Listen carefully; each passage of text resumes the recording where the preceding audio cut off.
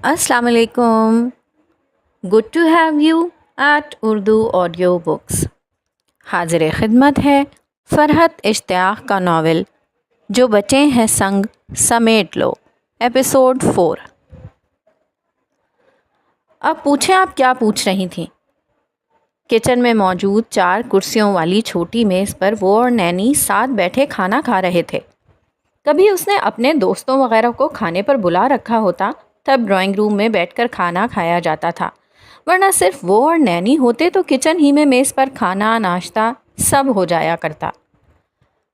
اتنی افراتفری میں منہ اندھیرے نیپلز جانے کی وجہ پوچھ رہی تھی. نینی نے نوالا منہ میں ڈالتے ہوئے کہا، روبرتو کا ایک کولیگ ہے، سکندر نام ہے اس کا. روما میں روبرتو ہی کی کمپنی میں لیگل ایڈوائزر ہے. میں اس سے کئی بار مل چکی ہوں. اسے ایک میٹنگ کے لیے نیپلز جانا تھا، اس کی ٹرین مس ہو گئی تو بس پھر میں اسے وہاں لے گئی. میں نے سوچا اس بہانے نیپلز بھی دیکھ لوں گی. کتنے سال ہو گئے تھے مجھے وہاں گئے. اس نے اپنی پلیٹ میں پاستا ڈالتے ہوئے نینی کو جواب دیا. روبرتو کے کسی کولیگ کے لیے خود کو اتنا غور کرنے کی ضرورت تو نہیں تھی. نینی نے تھوڑا برا سا منہ بنا کر جواب دیا، وہ اب صرف روبرتو کا کولیگ نہیں ہے، میری بھی اس سے دوستی ہو گئی ہے. تمہاری دوستیوں میں نیا کیا ہے؟ کس سے نہیں ہو جاتی تمہاری دوستی؟ میری اچھی عادت کا ذکر تو اچھے انداز میں کریں نینی. اس نے جیسے برا مان کر صدائے احتجاج بلند کی. نینی اس کے انداز پر مسکرائی تھیں. انہوں نے اس کی پلیٹ میں چکن کا ایک پیس رکھا. ٹھیک سے کھاؤ. وہ ان کے محبت بھرے انداز پر مسکرائی تھی. اسی وقت فون کی بیل بجی. میں دیکھتی ہوں. وہ تیزی سے اٹھی تھی. کچن کے سامنے والا کمرہ اس کا تھا. درمیان میں خوبصورت اٹیلین ٹائل سے مزین کوریڈور تھا. وہ تیز رفتاری سے اپنے کمرے میں آ گئی تھی اور اسکرین پر چمکتا نمبر دیکھ کر ہی اسے پتہ چل گیا تھا کہ یہ کال کس کی ہے. اس کے چہرے کی مسکراہٹ یک دم ہی سنجیدگی میں تبدیل ہو گئی تھی. یہ محمود خالد، اس کے پاپا کی کال تھی. اس نے ریسیور اٹھایا. السلام علیکم پاپا. سپاٹ انداز میں اس نے انہیں سلام کیا، ایسے جیسے کسی جان پہچان کے خود سے عمر میں بڑے شخص کو ادب اور احترام سے سلام کیا جاتا ہے. وعلیکم السلام بیٹا، کیسی ہو؟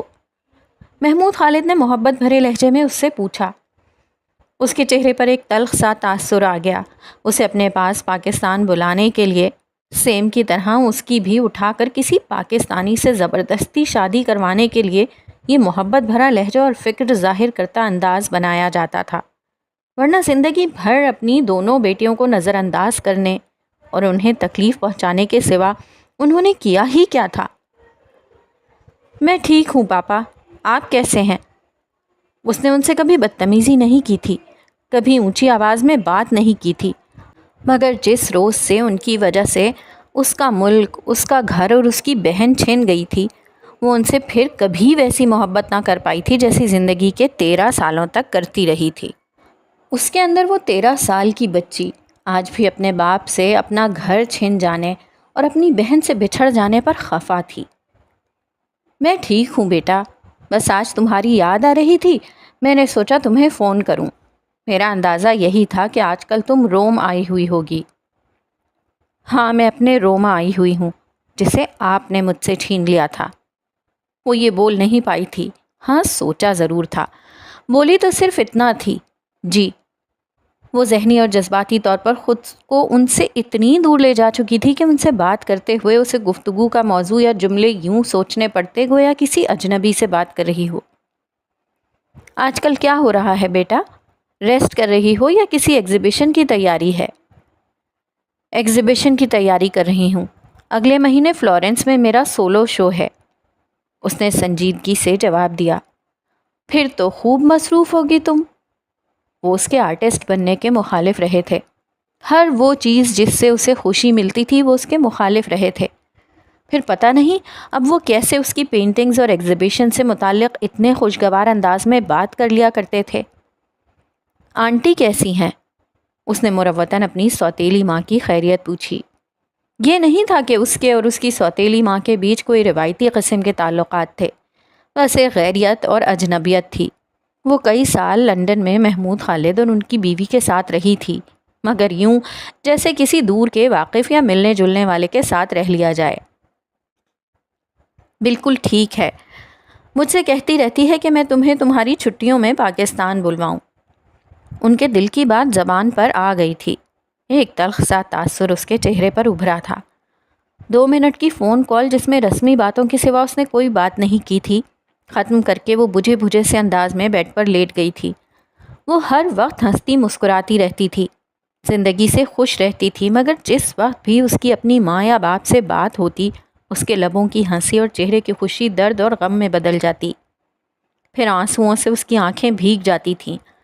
بچپن کی ہر محرومی، ہر دکھ یاد آ جایا کرتا، اپنا وہ گھر یاد آ جایا کرتا جہاں اس کا اور سیم کا بچپن گزرا تھا۔ اس کی جاب لندن میں تھی، اگر جاب کا مسئلہ نہ ہوتا تو وہ کب کا دوبارہ روم ہی میں سیٹل ہو چکی ہوتی۔ اپنی اتنی اچھی جاب کو چھوڑ دینا اسے حماقت لگا تھا۔ اب وہ 13 سال کی لیزا محمود نہیں تھی جس کے بارے میں اس کے ممی پاپا فیصلہ کریں گے کہ اس نے کہاں رہنا ہے اور کس کے ساتھ رہنا ہے۔ اپنی عمر کے 18ویں سال سے اپنے فیصلے اس نے خود کرنے شروع کر دیے تھے۔ محمود خالد کو اس کے کسی ایک نہیں بے شمار فیصلوں سے اختلاف تھا، مگر اسے ان کے اختلاف کی کبھی فکر ہی نہ تھی۔ وہ دنیا میں اگر کسی کی مانتی تھی تو وہ سیم تھی، اس کی بہن، اس کی دوست، اس کی ماں، اس کا باپ۔ کبھی وہ دونوں بہنیں ایک ہی گھر میں ساتھ رہا کرتی تھیں۔ کتنا پیار تھا ان دونوں بہنوں میں۔ سیم اس کا کس طرح خیال رکھا کرتی تھی۔ اسکول کے اندر، اسکول سے باہر، وہ ہر جگہ لیزا کا سایہ بنی رہتی۔ وہ دونوں ایک کمرے میں ساتھ سوتی تھیں، رات دیر تک جاگ کر باتیں کیا کرتیں۔ نینی ان کے کمرے میں انہیں دیکھنے آتیں تو وہ دونوں سوتی بن جایا کرتیں۔ ان کے والدین کے آپس میں بالکل نہیں بنتی تھی۔ یہ شادی ہی غلط ہوئی تھی۔ محمود خالد مغرب کی ایک عورت کو بیوی بنا لینے کے بعد اسے مشرقیت کی توقع رکھتے تھے۔ اگر ایک اعلیٰ تعلیم یافتہ، خوبصورت اور دولت مند پاکستانی مسلمان مرد سے شادی کرنے کے لیے وکٹوریہ جیوانی نے اسلام قبول کیا تھا، اپنا نام تبدیل کیا تھا، تو اس کا یہ مطلب ہرگز نہیں تھا کہ یہ تبدیلی دائمی تھی۔ جس خطے سے ان کا تعلق تھا، اس تعلق کی نسبت سے انہیں جیسا ہونا چاہیے تھا وہ ویسی ہی تھیں۔ محمود خالد وکٹوریہ کو خدیجہ بنانے کی لاکھ کوششیں کر لیتے، انہیں کامیابی نہیں ملنا تھی۔ وہ مغرب کی ایک عورت کو مشرقی انداز کی بیوی اور ماں کے روپ میں دیکھنا چاہتے تھے، مگر ایسا کیوں کر ہو سکتا تھا؟ وکٹوریہ نے اسے اور سیم کو صرف پیدا کیا تھا، اس کے علاوہ بحیثیت ایک ماں کے ان کا ان دونوں سے کبھی کوئی تعلق نہیں رہا تھا۔ اوپر تلے کی چھوٹی چھوٹی بچیاں گھر پر آیا کہ رحم و کرم پر ہوتی ہیں اور ان کی اٹیلین ماں رات گئے پارٹیز اٹینڈ کر کے گھر واپس آیا کرتی تھی۔ لیزا ماں اور باپ دونوں کی جانب سے نظر انداز کی گئی تھی، جبکہ سیم اس معاملے میں اس کے مقابلے میں نسبتاً یوں خوش قسمت رہی تھی کہ بچپن میں محمود خالد سیم سے بہت پیار کرتے تھے۔ سیم شکل و صورت اور ذہانت میں بالکل محمود خالد جیسی تھی، جبکہ لیزا دکھتی بھی وکٹوریہ کی طرح تھی اور ذہنی صلاحیتیں اور قابلیت بھی اس میں اپنے باپ جیسی نہ تھیں۔ وہ کبھی ماں کی توجہ پا نہ سکی۔ اسے توجہ، پیار اور محبت اگر کہیں سے ملی تو سیم کے پاس سے۔ سیم بے تحاشا خوبصورت، بے پناہ ذہین، پر اعتماد اور غیر معمولی صلاحیتوں کی حامل تھی، جبکہ وہ سیم کے مقابلے میں ہر چیز میں اوسط درجے کی رہی تھی۔ پڑھائی میں بری نہیں تھی، اچھی تھی، پر سیم کی طرح پوزیشن ہولڈر اور گولڈ میڈلسٹ کبھی نہیں رہی تھی۔ اسکول میں سب اسے سیم کی وجہ سے پہچانا کرتے تھے۔ وہ سیم پر فخر کیا کرتی تھی۔ اپنی اس بے تحاشا حسین اور ذہین بہن پر اسے ناز ہوتا تھا۔ دوسری جانب سیم اسے اس کے آرٹ کے حوالے سے سراہتی رہتی تھی کہ اس میں پینٹنگ کی خدا داد صلاحیت ہے اور وہ بڑی ہو کر ایک کامیاب آرٹسٹ بن سکتی ہے۔ اسے بچپن ہی میں یہ اعتماد سیم نے دیا تھا۔ جو ذمہ داریاں ماں باپ کی ہوتی ہیں اس کے لیے تو وہ ذمہ داریاں بھی سیم ہی نے نبھائی تھیں۔ اس کی ہمت بڑھانا، اس کی پرواہ کرنا، ہر مشکل میں اس کے ساتھ کھڑے ہونا اور اس سے بے حد بے حساب پیار کرنا۔ اسے آج بھی وہ دن اچھی طرح یاد تھا جب وکٹوریہ اور محمود خالد باضابطہ طور پر علیحدہ ہو گئے تھے۔ محمود خالد نے اپنی پوسٹنگ لندن کروا لی تھی۔ وہ اسے اپنے ساتھ لے کر لندن جا رہے تھے، جبکہ وکٹوریہ اور محمود کے مابین طے شدہ معاہدے کے تحت سیم کو وکٹوریہ کے ساتھ رہنا تھا۔ وہ اور سیم ایک دوسرے سے لپٹ کر بہت روئی تھیں۔ آخری رات جو انہوں نے اپنے گھر میں ساتھ گزاری، وہ دونوں بہنیں اس ساری رات روتی رہی تھیں۔ سیم روتی بھی رہی اور اسے سمجھاتی بھی رہی تھی کہ ان دونوں بہنوں کو کبھی کوئی جدا نہیں کر سکتا۔ الگ ممی پاپا ہو رہے ہیں لز، ہم دونوں نہیں، ہمیں کوئی بھی الگ نہیں کر سکتا۔ میں ابھی 14 سال کی ہوں نا، صرف 4 سال رک جاؤ، ذرا میں 18 سال کی ہو جاؤں، پھر دیکھنا تم سے ملنے میں جب دل چاہا کرے گا آیا کروں گی، پھر نہ ممی مجھے تم سے ملنے تمہارے پاس آنے سے روک سکیں گی اور نہ پاپا۔ پھر وہ محمود خالد کے ساتھ لندن آ گئی تھی اور سیم وہ وکٹوریا کے ساتھ اٹلی ہی میں رہ رہی تھی۔ محمود خالد سے شادی کے لیے جو ان کی ماں نے ظاہری طور پر اپنا مذہب تبدیل کیا تھا، اسے ترک کر کے وہ واپس اپنے اصلی مذہب پر چلی گئی تھیں۔ وہ خدیجہ سے پھر وکٹوریا ہو گئی تھیں۔ طلاق کے فوراً بعد ہی انہوں نے اس فرینچ فیشن ڈیزائنر سے شادی کر لی تھی جو ان کی اور محمود خالد کی طلاق کی وجہ بنا تھا۔ وہ ایک مشہور فیشن ڈیزائنر اور ارب پتی تھا۔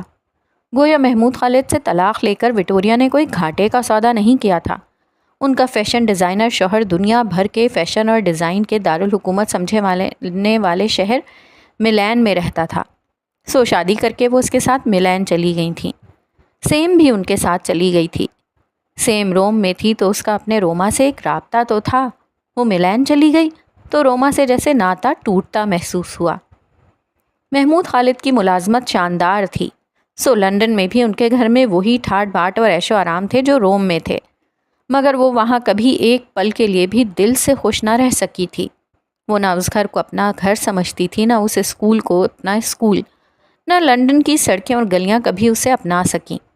اس کا دل تو وہیں اس کے روما میں سیم کے اور اس کے مشترکہ کمرے ہی میں رہ گیا تھا۔ سیم ملان میں پڑھ رہی تھی اور وہ لندن میں سیم کے تعلیمی اخراجات اور دیگر اخراجات کے لیے محمود خالد اسے باقاعدگی سے رقم بھجواتے تھے، سو سیم کی تعلیم پہلے ہی کی طرح بہت اچھی ہو رہی تھی۔ وہ اسی طرح کامیابیوں کے جھنڈے گاڑ رہی تھی، مگر نہ شاید وکٹوریا کا فرینچ شوہر نیکولس سوتیلی بیٹی کی شاندار تعلیم کے راستے میں رکاوٹ ڈالتا۔ وہ سوتیلی بیٹی پر اپنا کوئی پیسہ خرچ کرنے پر آمادہ نہ تھا۔ اس کا رویہ سیم کے ساتھ کوئی بہت دوستانہ نہ تھا۔ سیم فون پر بات ہونے پر اسے بتایا کرتی کہ نیکولس بیوی کے ساتھ جہیز کے طور پر ملی اس بیٹی کو صرف اور صرف ایک بوجھ سمجھتا تھا۔ لیزا سیم کے لیے کڑھا کرتی کہ وہ خود باپ کے ساتھ لندن میں عالیشان زندگی گزار رہی ہے اور سیم ماں کی شفقت و محبت سے محروم سوتیلے باپ کی تلخ نگاہوں اور کڑوی باتوں کے بیچ انتہائی مشکل زندگی گزار رہی تھی۔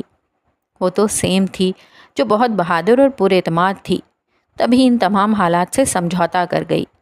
اگر سیم کی جگہ وہ خود ہوتی تو کبھی ان کٹھن حالات کا سامنا نہ کر پاتی۔ وہ 16 سال کی تھی اور سیم 17 کی، جب ایک رات نشے کی حالت میں نیکولس سیم کے کمرے میں آ دھمکا تھا، مگر اس کے شور مچا دینے پر وہ اپنے ارادوں میں کامیاب نہ ہو سکا تھا۔ جب یہ بات پتہ چلی تو وہ بلک بلک کر رو پڑی تھی۔ اس کی نازوں پلی بہن کس آزمائش میں گھر گئی تھی۔ اسے اس روز اپنی ماں اور باپ دونوں سے شدید ترین نفرت محسوس ہوئی تھی۔ وہ ان دونوں کو زندگی بھر معاف نہیں کرے گی۔ ان دونوں بہنوں کا کیا قصور تھا جو انہیں ایک دوسرے سے جدا کیا گیا؟ اس کے باپ نے ایک بیٹی کو گھر کا عیش و آرام اور تحفظ دے دیا اور دوسری کو سوتیلے باپ کے رحم و کرم پر چھوڑ دیا۔ وہ اس واقعے کے بعد محمود خالد سے ہمیشہ ہمیشہ کے لیے دور ہو گئی تھی۔ سیم اس واقعے کے بعد ہاسٹل شفٹ ہو گئی تھی۔ وکٹوریا بجائے اپنے بد کردار شوہر کو برا سمجھنے کے سیم کے خلاف ہو گئی تھیں، اور باپ نے اس واقعے کے بعد ایسی کوئی عملی کوشش نہ کی تھی کہ سیم کو اپنے پاس بلوا لیتے۔ وہ ملان میں ہاسٹل میں رہ کر اپنے تعلیمی مدارج طے کر رہی تھی، اور پہلے ہی کی طرح اب بھی سال میں ایک مرتبہ چھٹیوں میں محمود خالد اسے اپنے پاس لندن بلوایا کرتے تھے۔ سال بھر میں وہ واحد موقع ہوتا تھا جب وہ دونوں بہنیں ایک دوسرے سے مل پاتی تھیں، ورنہ تو وہ صرف فون پر ہی ایک دوسرے کی آواز سن پاتی تھیں۔ وہ 17 سال کی تھی جب محمود خالد نے ایک پاکستانی خاتون سے، جنہیں اس کی دادی نے ان کے لیے منتخب کیا تھا، شادی کر لی۔ ان کی ماں سے محمود خالد کی شادی کو اس کی دادی بیٹے کا جوانی کے جنون میں کیا گیا ایک غلط فیصلہ قرار دیتی تھیں۔ عائشہ ایک پڑھی لکھی، اچھے خاندان کی، میچور اور مذہبی رجحان رکھنے والی خاتون تھیں۔ انہوں نے لیزا کے ساتھ نہ کبھی کوئی بیر باندھا، نہ اسے اپنا دشمن سمجھا۔ وہ دونوں ایک دوسرے سے فاصلہ رکھتی تھیں۔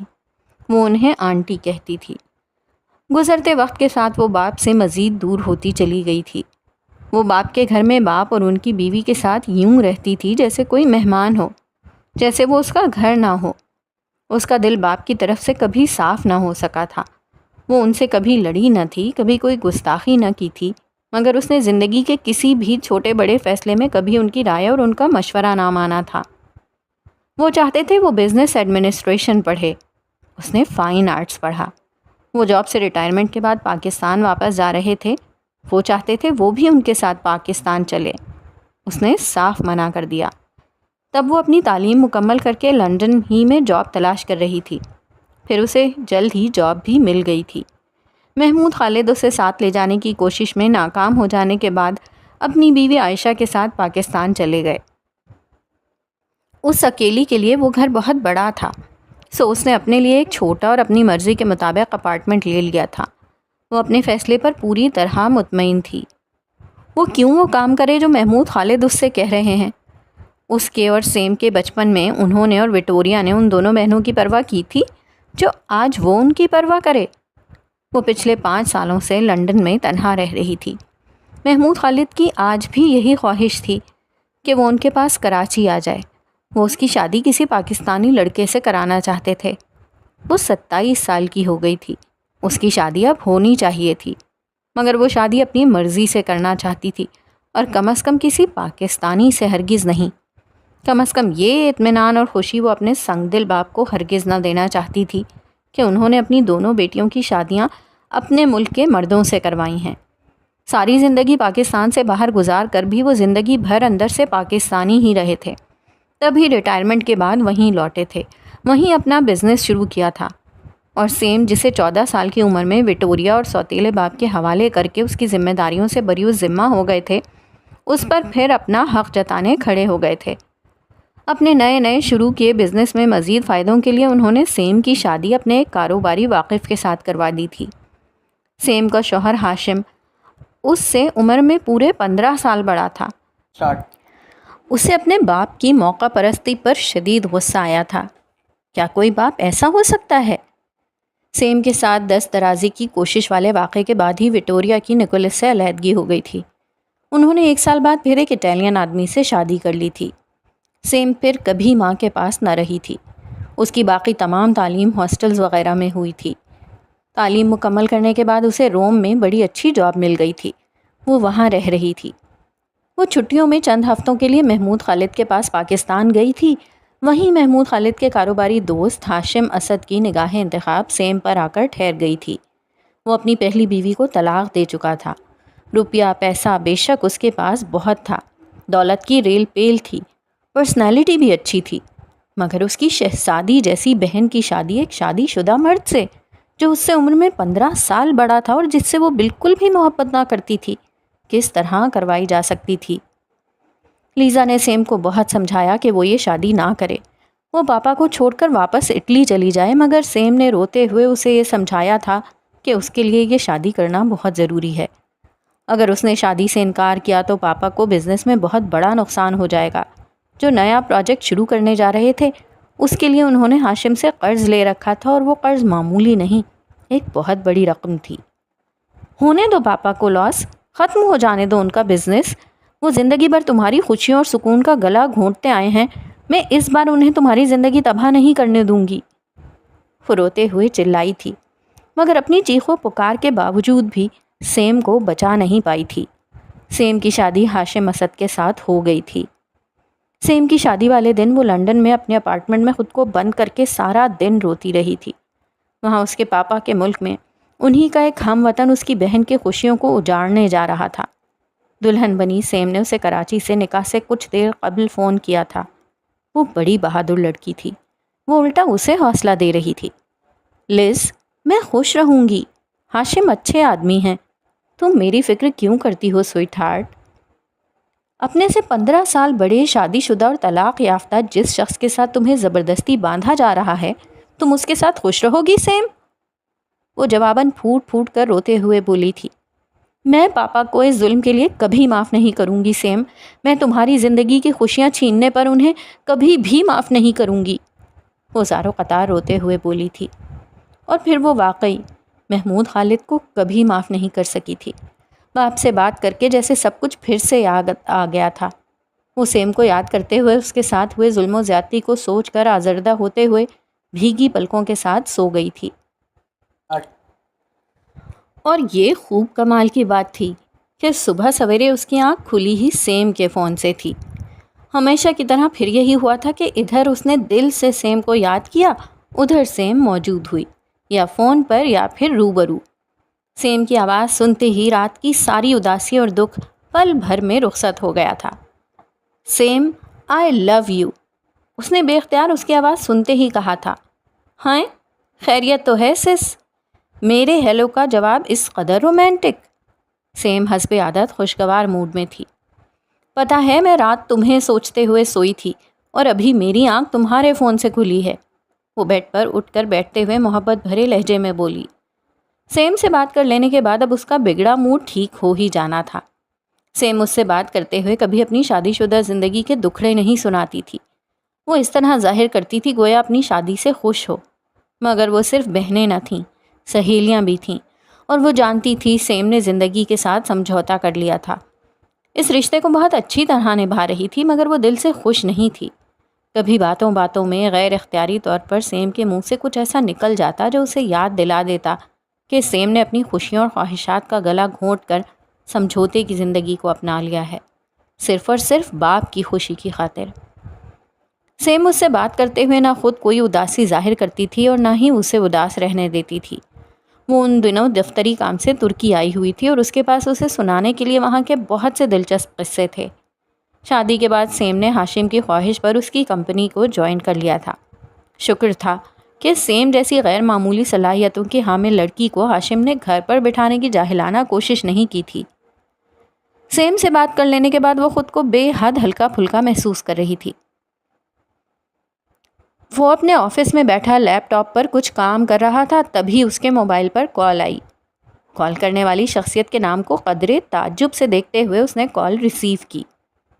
ہیلو، اس کے ہیلو میں ہلکی سی اجنبیت موجود تھی۔ چاؤ سکندر، لیزا خوشگوار موڈ میں بولی۔ جواباً وہ خاموش رہا تھا۔ اسے سمجھ نہیں آ رہا تھا کہ لیزا نے اسے کیوں فون کیا تھا۔ کہاں گم ہو گئے؟ کیا یادداشت کھو گئی؟ میں لیزا ہوں، وہ اس کی خاموشی پر جیسے حیران ہو کر بولی تھی۔ میں تمہیں پہچان گیا ہوں لیزا، میرے پاس تمہارا نمبر سیو ہے، وہ قدرے سنجیدگی سے بولا۔ نمبر تو محفوظ ہے، پہچان بھی گئے ہو، مگر لگتا ہے یہ بھول گئے ہو کہ کل ہماری آخری بات یہ ہوئی تھی کہ ہم دونوں دوست بن گئے تھے۔ وہ اپنے اسی خوشگوار دوستانہ انداز میں بول رہی تھی۔ مجھے یہ بات بھی یاد ہے۔ اس بار وہ ہلکا سا مسکرایا اور کرسی کی پشت سے ٹیک لگا لی تھی۔ شکر، صد شکر تمہیں میں بھی یاد ہوں، میری دوستی بھی یاد ہے، ورنہ تمہارے اجنبی سے ہیلو سے تو میں ڈر گئی تھی۔ خیر اس بات کو چھوڑو، یہ بتاؤ تمہاری طبیعت اب کیسی ہے؟ میں ٹھیک ہوں، اس نے قدرے حیرانی سے اپنی خیریت بتائی۔ کیا اس نے یہ پوچھنے کے لیے فون کیا تھا؟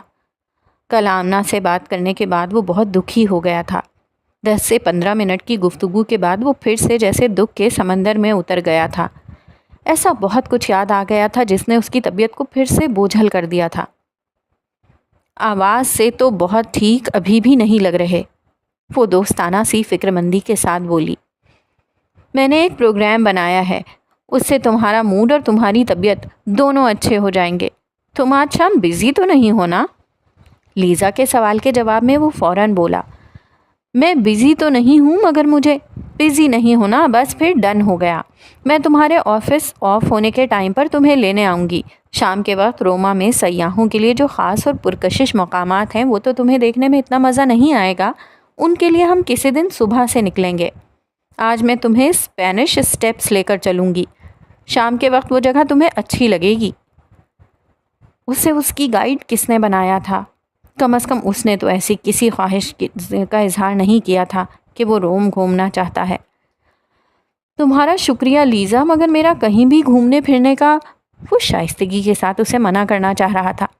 تمہارا موڈ نہیں ہے، مگر میرا موڈ ہے تمہیں اپنا روما دکھانے کا۔ میں تو کل تم سے یہ سن کر حیران رہ گئی کہ تم نے اتنے دنوں میں ابھی تک روما کی کوئی خاص جگہ نہیں دیکھی۔ میں جانتی ہوں یہ تمہاری رومن ہالیڈیز نہیں ہیں، تم یہاں آفس کے کام سے آئے ہو، مگر آفس سے بچ جانے والے فارغ ٹائم میں تم یہاں ان دنوں کی چھٹیوں کی طرح انجوائے کر سکتے ہو۔ میں تمہاری دوست بن گئی ہوں نا، بس میری بات مانو، آج روما کو ایک رومن لڑکی کے ساتھ اس کی نظر سے دیکھو۔ اسے مزید کچھ بھی کہنے کا موقع دیے بغیر لیزا نے فون بند کر دیا تھا۔ وہ اس لڑکی پر حیران تھا، آخر اسے اس میں اس درجہ دلچسپی کس وجہ سے تھی؟ اس نے سوچ لیا تھا کہ وہ آج آفس ٹائم ختم ہونے سے پہلے ہی آفس سے اٹھ جائے گا۔ اس کا لیزا کے ساتھ کہیں بھی گھومنے پھرنے کا قطعاً کوئی موڈ نہ تھا۔ کل اس سے اتنی مدد لے چکنے کے بعد آج وہ اسے بدتمیزی اور بے رویتی سے منع نہیں کر سکتا تھا، اس لیے بہتر یہی تھا کہ پہلے ہی اپنے ہوٹل روانہ ہو جائے۔ مگر لیزا کو جیسے اس کے ارادے کی بھنک پہلے ہی پڑ گئی تھی۔ وہ آفس ٹائم ختم ہونے سے پہلے اس کے آفس میں موجود تھی۔ اسے یہاں دفتری کاموں میں معاونت کے لیے جو سیکرٹری فراہم کی گئی تھی وہ اسے ایک معاہدہ ٹائپ کرنے کے لیے دے رہا تھا جب ریسیپشنسٹ نے انٹر کام پر اس کے لیے کسی لیزا محمود کے آنے کی اطلاع دی۔ اس کے ماتھے پر سلوٹیں پڑ گئی تھیں۔ انہیں اندر بھیج دیجیے۔ دفتر میں وہ اس کے علاوہ اور کہہ بھی کیا سکتا تھا؟ سیکرٹری اس کے آفس سے نکل رہی تھی جب وہ ہنستی مسکراتی اندر داخل ہوئی۔ اس نے میرون کلر جارجٹ کے پرنٹڈ ڈھیلے سے بلاؤز کے ساتھ آف وائٹ ٹراؤزر پہن رکھا تھا۔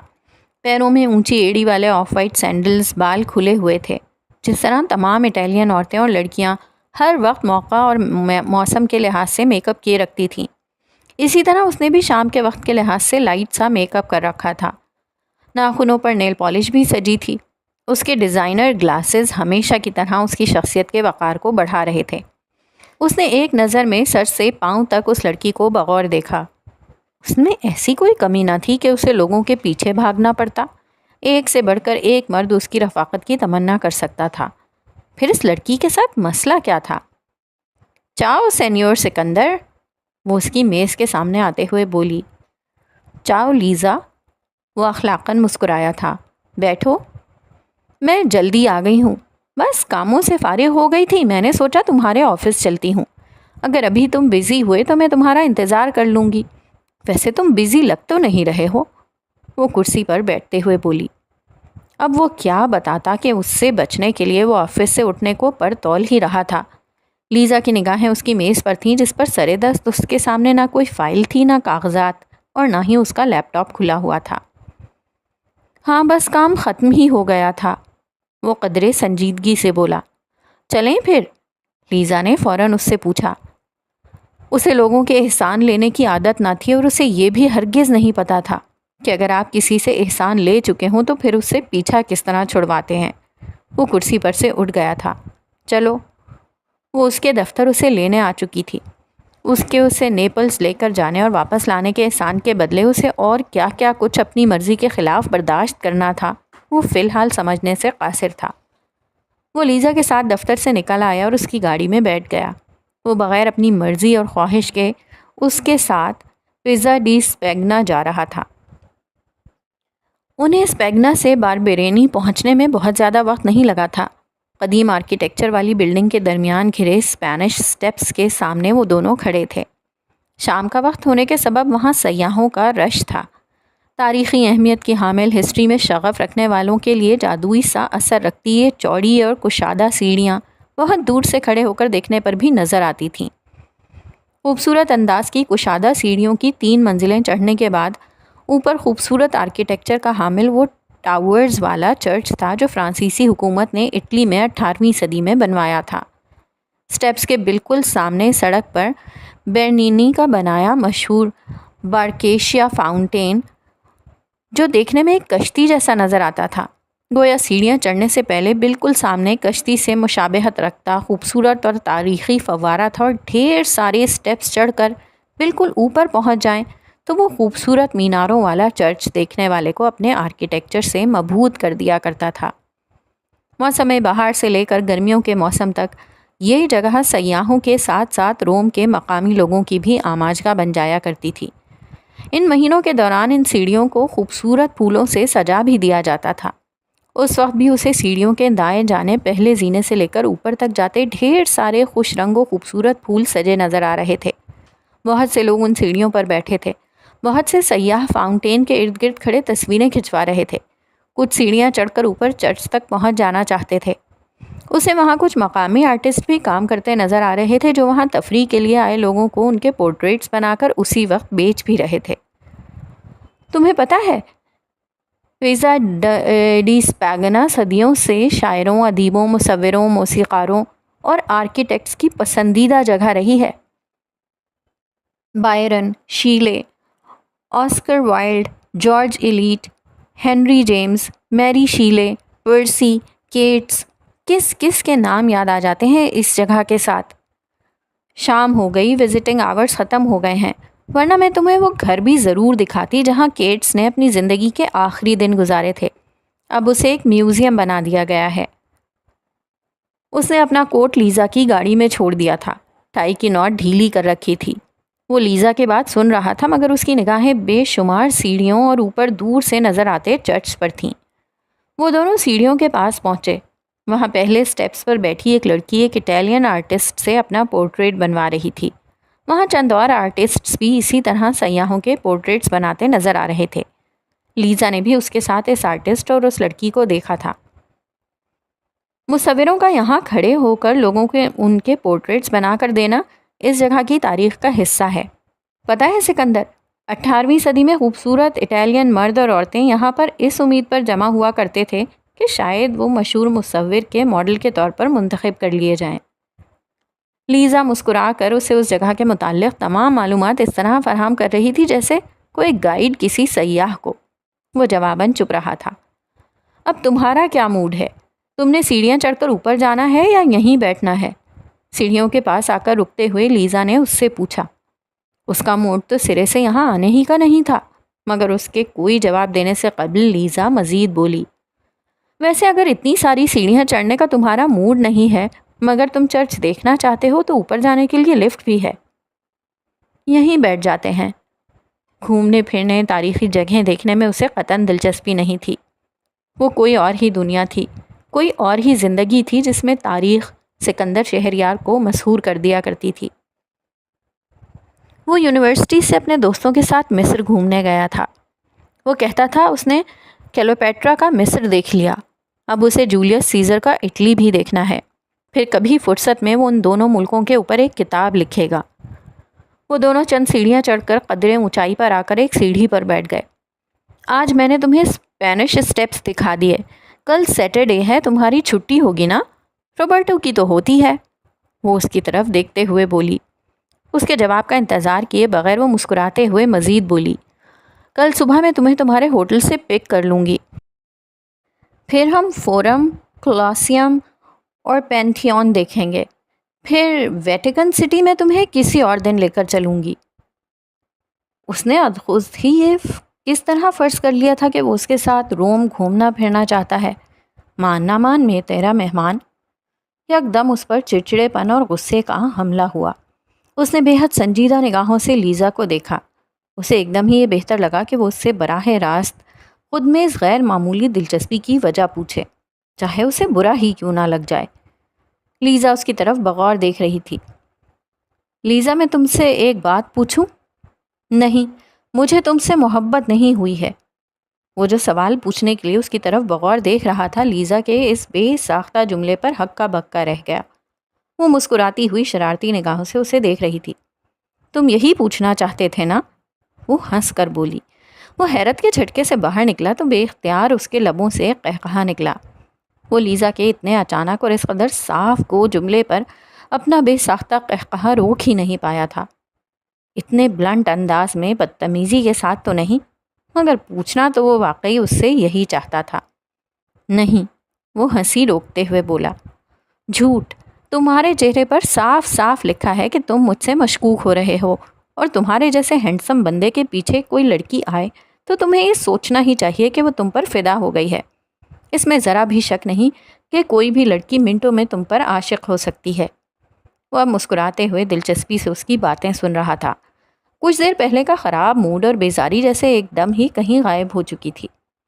دیکھو، اس میں ذرا سا بھی شک نہیں کہ تم مجھے بھی بہت اچھے اور بہت ہینڈسم لگتے ہو۔ اوپر سے تمہارا یہ غرور اور خود پسندی تم پر بہت جچتی ہے، مگر میرے بارے میں تم بے فکر رہو۔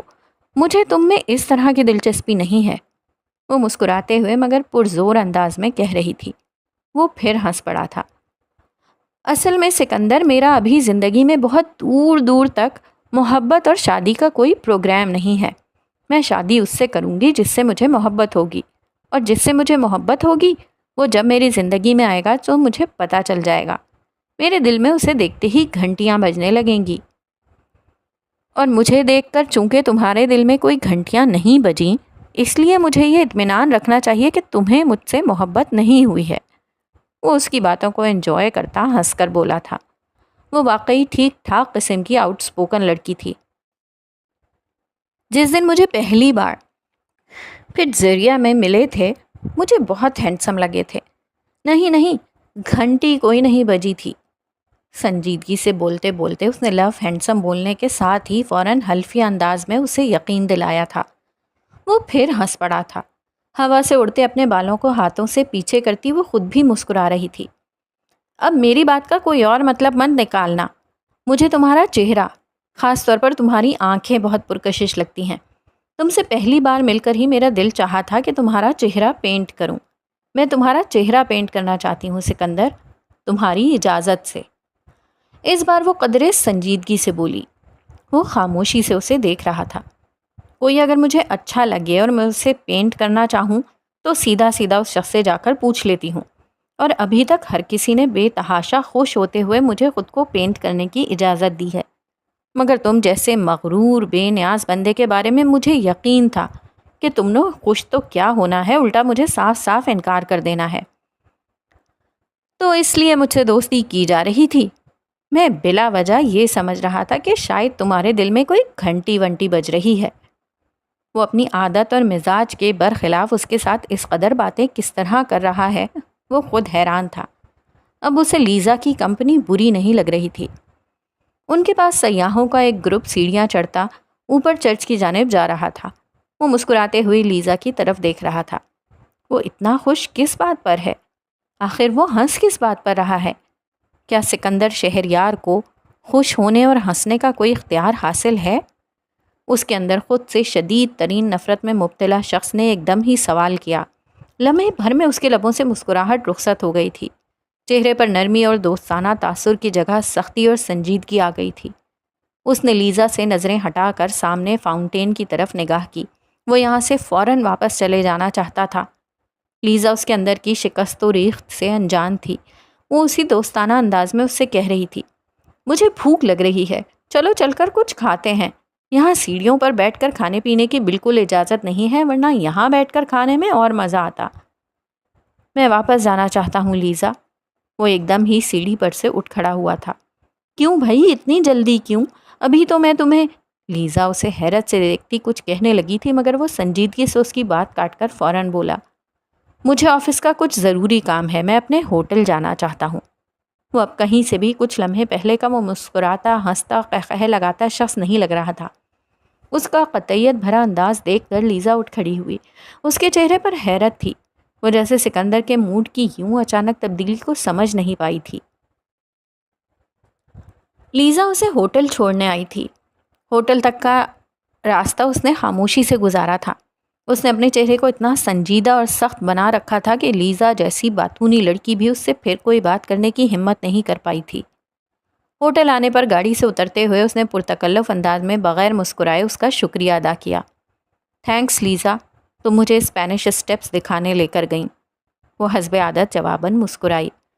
اور کل صبح میں تمہیں فورم اور پینتھیون دکھانے لے کر چلوں گی۔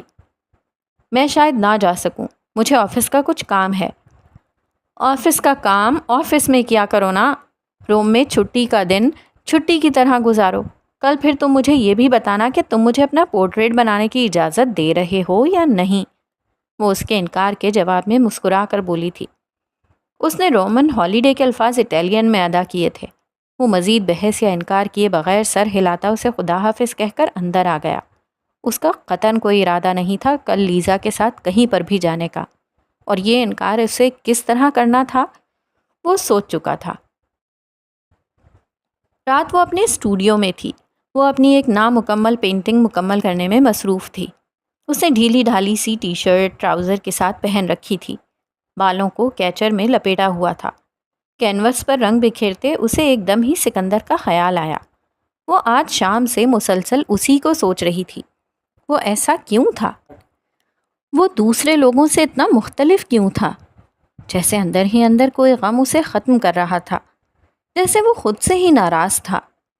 آج شام وہ اس کے ساتھ کتنے خوشگوار انداز میں باتیں کر رہا تھا، قہقہے لگا رہا تھا، پھر ہنستے ہنستے ایک دم اسے کیا ہو گیا تھا؟ وہ جانتی تھی اس نے ایسی کوئی بات نہیں کی تھی جو اسے ناگوار گزری ہو۔ وہ سکندر کے پل پل بدلتے موڈ کو سمجھنے سے قاصر تھی۔ وہ اس بہت مختلف سے شخص کے چہرے کو واقعی پینٹ کرنا چاہتی تھی۔ سکندر کی آنکھوں کی مقناطیسیت، ان کی گہرائی، ان کی اداسی، ان کا حزن اور ان کا اصرار اسے کینوس پر اتارنا تھا۔ جب رات وہ سویا ہی نہیں تھا تو صبح جاگنے کا کیا سوال۔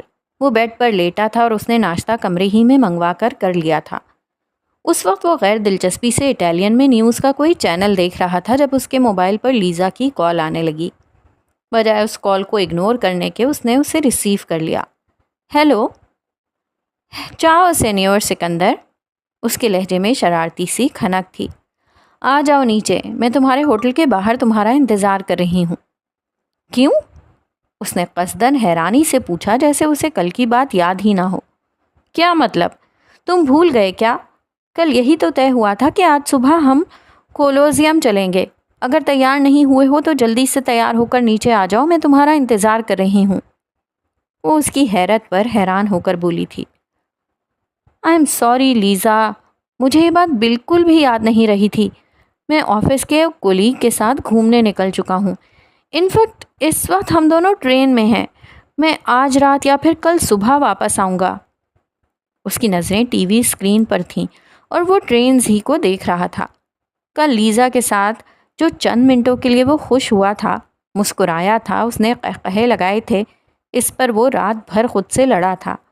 اسے خوش ہونے اور قہقہے لگا کر ہنسنے کا حق کس نے دیا؟ وہ اس لڑکی سے اب نہیں ملنا چاہتا تھا، تاکہ وہ اسے خوش ہونے اور ہنسنے پر مجبور کر دیتی ہے، اور وہ چند منٹوں کے لیے تو کیا، کچھ سیکنڈز کے لیے بھی خوش رہنا نہیں چاہتا تھا۔ اچھا، اس نے لیزا کے لہجے میں بڑی واضح مایوسی محسوس کی۔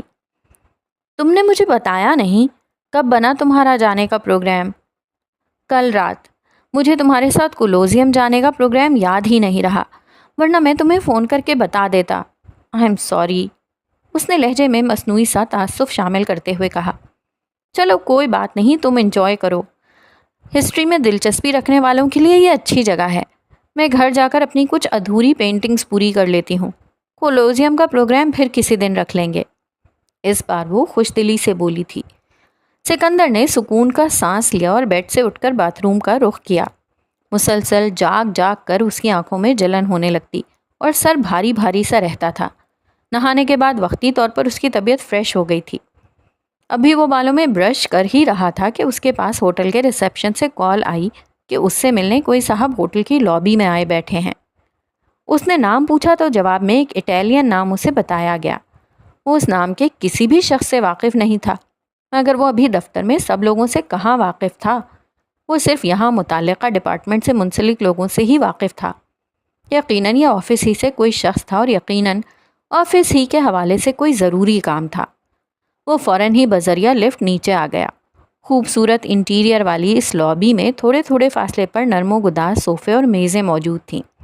چکنے خوبصورت ٹائلز، قیمتی فانوس اور دیواروں پر بنے حسین نقش و نگار اس جگہ کو بہت آرٹسٹک لک دے رہے تھے۔ وہ وہاں کسی اٹالین مرد سے ملنے آیا تھا، مگر وہاں آتے ہی سامنے ہی ایک صوفے پر لیزا بیٹھی نظر آ گئی۔ وہ اسی کی طرف دیکھ رہی تھی۔ وہ اسے نہ دیکھنے کا تاثر دے ہی نہیں سکتا تھا۔ اپنے جھوٹ پر شرمندگی اور کھسیاہٹ محسوس کرتے ہوئے وہ اس کے پاس آ گیا۔ لیزا اسے گھور رہی تھی۔ تو سینیور سکندر، اس وقت آپ گھومنے جا رہے ہیں اور ٹرین میں ہیں۔ آئی ایم سوری لیزا، میں نے تم سے جھوٹ بولا۔ بات کھل چکی تھی تو اب مزید جھوٹ نہیں بولا جا سکتا تھا۔ وہ اس کے سامنے والے صوفے پر بیٹھ گیا تھا۔ تمہاری بات سننے کے بعد میں یہاں سے جانے ہی لگی تھی کہ اچانک مجھے یاد آ گیا کہ آج تو روم سے باہر اٹلی کے دیگر تمام شہروں میں جانے والی نارمل ٹرینز کی ہڑتال ہے۔ لیزا اسے گھور کر دیکھتے ہوئے طنزیہ انداز میں بولی۔ اس نے بے ساختہ اپنے سر پر ہاتھ مارا۔ زبان نہ آنے کا نقصان۔ حالانکہ وہ صبح سے جاگا ایک نیوز چینل ہی دیکھ رہا تھا اور اس پر اس نے ٹرینز اور روم کے ریلوے اسٹیشنز کی فوٹیجز دیکھی تھیں۔ اگر زبان آتی ہوتی تو کم از کم وہ ٹرین کا لفظ تو ہرگز نہ بولتا۔ سمجھ تو مجھے آ گیا تھا کہ تم میرے ساتھ کولوزیم نہیں جانا چاہتے، اس لیے جھوٹ بول رہے ہو، مگر میرا دل چاہا کہ میں جھوٹے کو اس کے جھوٹ کے کھل جانے کا تو بتا کر جاؤں۔ وہ حقیقتاً بہت شرمندہ تھا۔ اس سے تو کہیں بہتر ہوتا وہ اس کو صاف لفظوں میں جانے سے منع کر دیتا۔ تمہارے ساتھ نہیں، میرا کہیں پر بھی جانے کا دل نہیں چاہ رہا تھا۔ وہ شرمندگی سے ہلکا سا مسکرا کر قدرے معذرت خواہانہ انداز میں بولا، تو تم مجھے سچ بھی بتا سکتے تھے۔ بہرحال مجھے سمجھ میں آ گیا ہے کہ تم میرے ساتھ کہیں پر بھی جانے آنے میں، بلکہ شاید میری دوستی کرنے پر ہی دلچسپی نہیں رکھتے ہو، تو اب میں تمہیں ڈسٹرب نہیں کروں گی۔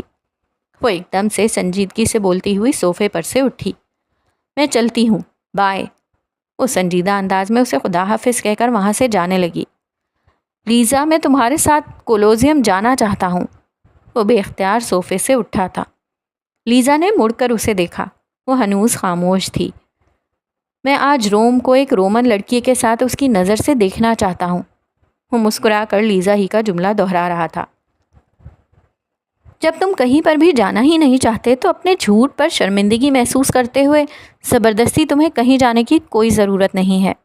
وہ اب بھی سنجیدہ تھی۔ پلیز لیزا، میں تمہارے ساتھ کولوزیم جانا چاہتا ہوں۔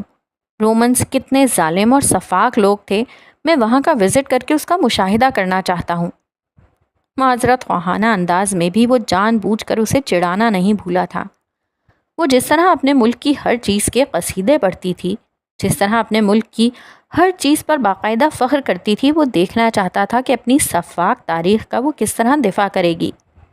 تھوڑے بہت نہیں، تم خاصے ٹھیک ٹھاک قسم کے بدتمیز آدمی ہو سکندر شہریار۔ اگر مجھے تمہارا پورٹریٹ بنانے کا لالچ نہ ہوتا تو اب میں تمہارے ساتھ کبھی بھی کہیں نہیں جاتی۔ وہ اسے گھورتے ہوئے بولی تھی۔ وہ مبہم سا مسکرایا۔ چلیں؟ چلو، لیزا جواباً اسی خفگی بھرے انداز میں بولی۔ وہ دونوں گاڑی میں بیٹھے تھے۔ لیزا کو شاید زیادہ دیر ناراض رہنا یا غصہ کرنا آتا ہی نہیں تھا، تبھی اب وہ اس کے ساتھ نارمل انداز میں باتیں کر رہی تھی۔ گاڑی اب ایک اونچائی کی طرف جاتی سڑک پر چل رہی تھی۔ بہت دور سے ہی اسے سڑک پر کولوزیم نظر آنا شروع ہو گیا تھا۔ رومیو کے جاہو جلال اور ان کی بربریت کی 1000 سال پرانی داستانیں اپنے اندر سمیٹے ہوئے، دنیا کے 7 عجائبات میں سے ایک عجوبہ اس کی نگاہوں کے سامنے تھا۔ رومیو کی انجینئرنگ اور آرکیٹیکچر میں مہارت کا جیتا جاگتا ثبوت، صدیوں سے شان و شوکت سے اپنی جگہ ایستادہ۔ اس کی بیرونی دیوار کا ایک حصہ اسے ٹوٹا ہوا نظر آ رہا تھا، جس طرح اس نے بے شمار تصاویر، موویز اور ڈاکیومنٹریز میں دیکھ رکھا تھا۔ اٹلی آنے والوں کے لیے کولوزیم دیکھنا تو لازمی ہے۔ میں حیران ہوں کہ تم ابھی تک یہاں کیوں نہیں آئے تھے۔ تم ٹھیک کہہ رہی ہو، یہ وہ جگہ ہے جسے دیکھے بغیر روم آنے والا کوئی شخص یہاں سے واپس نہیں جاتا۔ یہاں کوئی نان اٹالین مووی ایسی نہیں ہو سکتی جس میں کولوزیم کو دکھایا نہ گیا ہو۔ تب تو تمہیں میرا شکر گزار ہونا چاہیے کہ میں تمہیں یہاں لے آئی، ورنہ تم سے تو کچھ بعید نہ تھا کہ کولوزیم دیکھے بغیر ہی یہاں سے واپس چلے جاتے۔ لیزا نے اس کی صبح کی حرکت اسے دوبارہ جتائی تھی۔ وہ اب گاڑی پارک کر رہی تھی۔ سکندر ارد گرد دیکھ رہا تھا۔ کولوزیم کے اندر داخل ہوتے اور اس کے بیرونی حصے کے اطراف گھاس پر کھڑے ہو کر تصویریں کھنچواتے سیاح وہاں بے شمار تھے۔ جو لوگ گھاس پر کھڑے ہو کے تصاویر بنوا رہے تھے، وہ تصویر میں اپنے عقب میں کولوزیم کو لانا چاہتے تھے۔ وہ اور لیزا گھاس کے اوپر چلتے کولوزیم کے سامنے آ گئے تھے۔ وہ اس لڑکی کے ساتھ یہاں نہیں آنا چاہتا تھا۔ اسے نہ اس لڑکی میں کوئی دلچسپی تھی اور نہ روم کی تاریخ میں، مگر پھر بھی وہ اس وقت یہاں آ کر خود کو خوش محسوس کر رہا تھا۔ اسے اس لڑکی کے ساتھ یہاں آنا اچھا لگ رہا تھا۔ اندر چلیں؟ اس نے لیزا کی طرف دیکھ کر خود اندر جانے کی خواہش کا اظہار کیا تھا۔ چلو، وہ جواباً مسکرا کر بولی تھی۔ وہ دونوں کولوزیم کے اندر آ گئے تھے۔ سیاحوں کے ساتھ رش کا حصہ بنے وہ بھی 72 AD میں بنے اس ایمفی تھیٹر کا نظارہ کر رہے تھے۔ درمیان میں بہت بڑا کشادہ صحن نما حصہ اور اس کے اطراف سیڑھیوں کی طرح اونچی ہوتی پتھروں سے بنی نشستوں کی قطاریں، جیسے کہ موجودہ دور کے فٹ بال اسٹیڈیمز نے اپنی تعمیر کا بنیادی نقشہ کولوسیم ہی سے چرایا تھا۔ ایسا لگتا تھا یہاں اس کھلے میدان میں انسانوں کا خونخوار درندوں کے ساتھ مقابلہ کروایا جاتا تھا، اور یہ غیر انسانی اور بربریت لیا عمل رومنز کے لیے ایک کھیل، ایک تفریح تھا۔ 50,000 افراد پتھر کی سیڑھیوں پر بیٹھے تالیاں بجا بجا کر اس غیر انسانی عمل کو دیکھا کرتے تھے۔ وہ دونوں ایک بہت بڑے سے پتھر کے سامنے کھڑے ہو کر نیچے میدان کو دیکھ رہے تھے۔ Kill the loser whoever he may be, بے ساختہ کولوسیم میں ان گلیڈیٹر لڑائیوں کے متعلق پڑھایا گیا جملہ اس کے لبوں سے نکلا تھا۔ اگر خونخوار درندوں کو جان سے مار دیا جائے تو غلام اور مجرم آزاد، نہیں تو درندے کے ہاتھوں اس کی موت۔ جو ہارے گا وہ مرے گا۔ تم لوگوں کی تاریخ ظلم اور سفاکی سے بھری ہوئی ہے۔ تم ٹھیک کہہ رہے ہو، رومن بادشاہ اپنے وقت کے ظالم ترین لوگ تھے۔ وہ اس بار بغیر برا مانے بولی تھی۔ پر رومن اتنے برے بھی نہیں ہوتے۔ میں ایک رومن لڑکی کو جانتا ہوں، وہ کافی اچھی ہے۔ اپنی شخصیت اور اپنے مزاج سے بہت مختلف جملہ بالکل بے اختیار اس کے لبوں سے نکلا تھا۔ لیزا اس تعریفی جملے پر خوش ہو کر مسکرائی تھی۔ تو تم اس اچھی رومن لڑکی کو یہ اجازت دے رہے ہو کہ وہ تمہارے چہرے کے تمام نقوش، خاص طور پر تمہاری آنکھیں، ان کے تمام تر تاثر کے ساتھ کینوس پر اتار سکے؟ میں نے ایسا تو کچھ نہیں کہا، وہ جواباً مسکرایا۔ اوہ، میں خوش ہو گئی تھی، لیکن خیر، ابھی تو تمہارا یہاں کافی دنوں کا قیام باقی ہے۔ دیکھ لینا، میں تمہیں راضی کرنے میں کامیاب ہو ہی جاؤں گی۔ وہ دونوں اب وہاں اس قدیم آرکیٹیکچر کے بیچ آہستہ آہستہ چلتے اور گرد و پیش کو دیکھتے ہوئے باتیں کر رہے تھے۔ وہ لیزا کے پر یقین سے انداز پر مبہم سا مسکرایا تھا، کیونکہ وہ جانتا تھا کہ ایسا کبھی بھی ہونے والا نہیں تھا۔ اس کے ساتھ کہیں چلے جانا، گھومنے پھرنے پر راضی ہو جانا الگ بات تھی، مگر اس سے ہٹ کر وہ کسی بات کے لیے کبھی بھی راضی ہو ہی نہیں سکتا تھا۔